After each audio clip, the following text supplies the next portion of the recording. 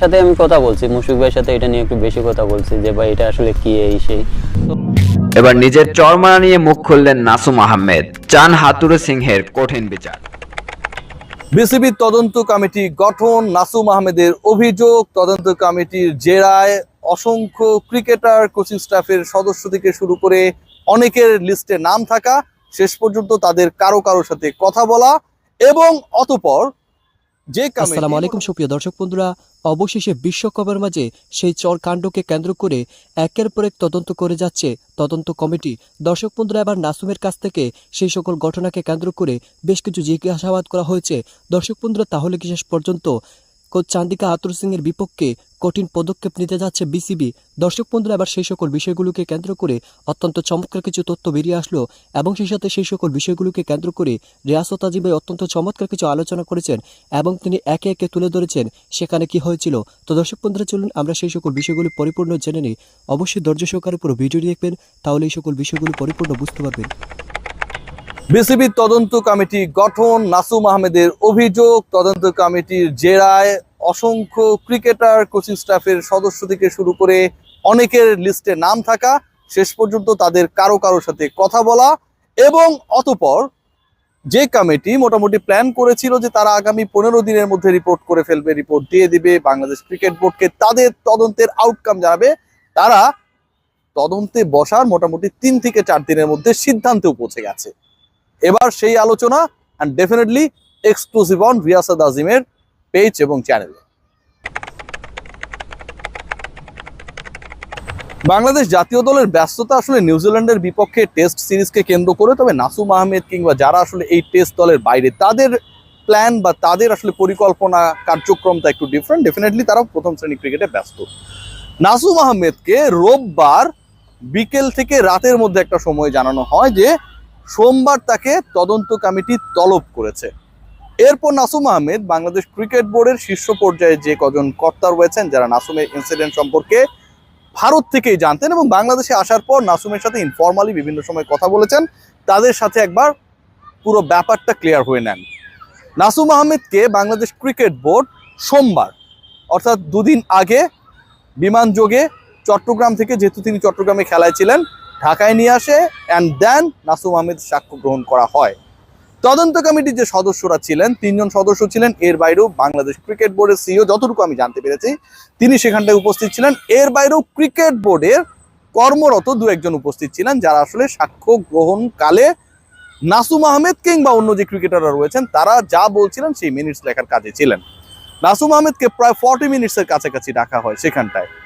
নাসুম আহমেদকে মূলত নানা প্রশ্ন, নানা জেরা কিংবা যে ঘটনা ঘটেছে সেই ব্যাপারটা জানার জন্য ইনভলভ ছিলেন 2 জন কর্মকর্তা, বিসিবির 2 জন পরিচালক। 3 জনের মধ্যে 2 জন খুব বেশি অ্যাক্টিভ ছিলেন এবং এই 2 জনের একজন আবার হচ্ছেন এনায়েত হোসেন সিরাজ, যিনি হচ্ছেন পুরো কমিটির চেয়ারম্যানের দায়িত্ব পালন করছেন।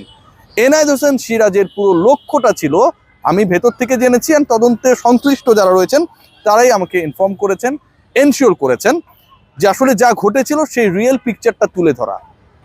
নাসুম আহমেদ যখন তিনি তার ভাষ্য দেন, যখন তিনি তার বক্তব্য তুলে ধরেন, সেই বক্তব্য এবং বাংলাদেশ ক্রিকেট বোর্ডের বিভিন্ন পর্যায়ের পরিচালকদের কাছ থেকে তদন্ত কমিটি ইনফরমালি যেই কথাগুলো শুনেছিল যে চান্দিকা হাতুড়ে সিংয়ে পেছন থেকে নাসুম আহমেদের উপরে চেন্নাইতে আক্রমণ করেছিলেন, হি ওয়াজ অ্যাটাকিং, এবং সেটা ইন্টেনশনাল অ্যাটাক বলে বারবার আলোচনায় এসেছে। নাসুম আহমেদ সেই ব্যাপারটা বলছিলেন, সেটার সাথে নাসুম আহমেদের ডিরেক্ট যে বক্তব্য দেয়া হচ্ছিল সে সময় সেটা কতটুকু মেলে।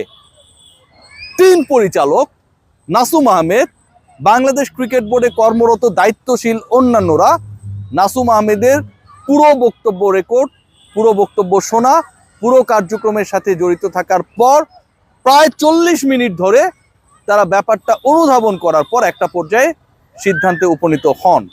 নাসুম আহমেদের বক্তব্য, তিনি যেটা বলেছিলেন পূর্বে, সেটার সাথে তদন্ত কমিটির ফর্মাল পরিবেশে কি বদলে গিয়েছিল?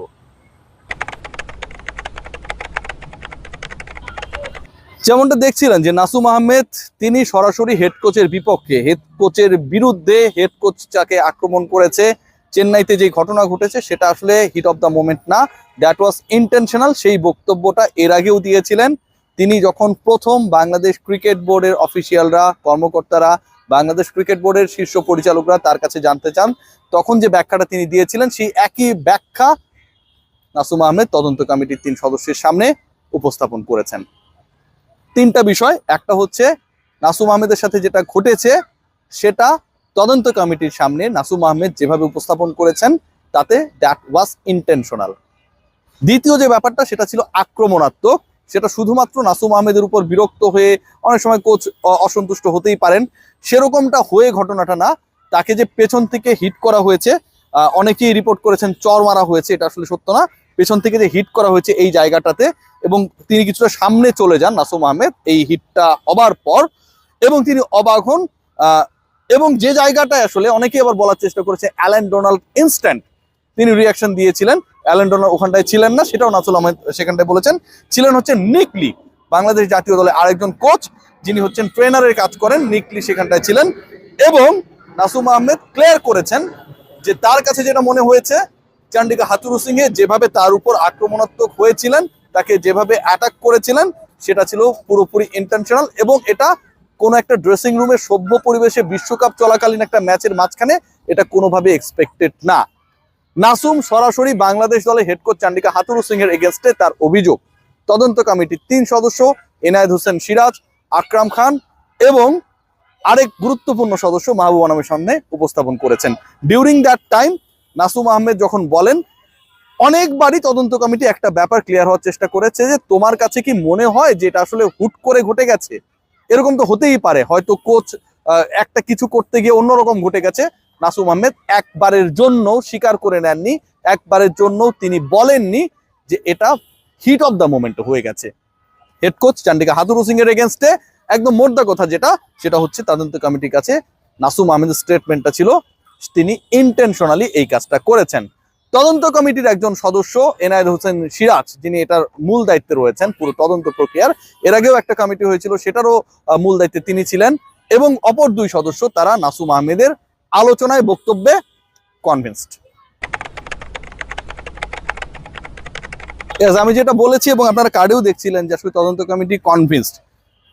তদন্ত কমিটির শীর্ষ কর্তাদের একজন তিনি এটা ডিউরিং দ্যাট টাইম, মানে নাসুম আহমেদের যে সাক্ষাৎকার সেটা শেষ হওয়ার পরে নাসুম আহমেদের সাথে বাংলাদেশ ক্রিকেট বোর্ডের কর্তারা খুবই হাম্বল আচরণ করেছে, যতটুকু 2 সোর্স থেকে আমি জানতে পেরেছি, এবং সেখানটায় স্পষ্টভাবেই বলে দিয়েছেন যে আসলে যার বিরুদ্ধে অভিযোগ এবং যিনি আসলে আক্রান্ত হয়েছেন পুরো ঘটনায়, যিনি আসলে অভিযোগটা করেছেন বিসিবি ডাকার পরে, যে অভিযোগটা এসেছে যখন আক্রান্ত ব্যক্তি পুরো ব্যাপারটা আবারও তদন্ত কমিটির সামনেই একইভাবে উপস্থাপন করেন, একজন জাতীয় ক্রিকেটার যখন এটা স্পষ্টভাবে জানিয়ে দেন যে তাকে পেছন থেকে হিট করা হয়েছে, মারা হয়েছে, আমি আবারও বলছি, আক্রমণাত্মক ভঙ্গিমায় ছিলেন বাংলাদেশ দলের হেড কোচ চান্ডিকা হাথুরু সিংহে, এরপর আসলে প্রমাণের আর কিছু নেই।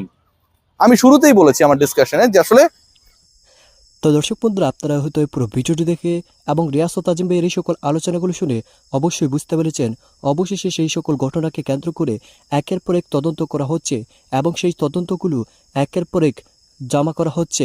তবে শেষ পর্যন্ত কি হবে সেটা এখন দেখার পালা। তো দর্শক বন্ধুরা, অন্যদিকে নাসুমের জিজ্ঞাসাবাদে কি কোচ চান্ডিকা হাথুরু সিং বিপদে পড়ে যাচ্ছেন? তো দর্শক বন্ধুরা, এ বিষয়ে আপনাদের কি মতামত এবং সেই সাথে রিয়াসত আজিম ভাইয়ের এই সকল আলোচনাগুলো শুনে আপনাদের কাছে কেমন লেগেছে অবশ্যই কমেন্ট করে জানিয়ে দিবেন। তো দর্শক বন্ধুরা,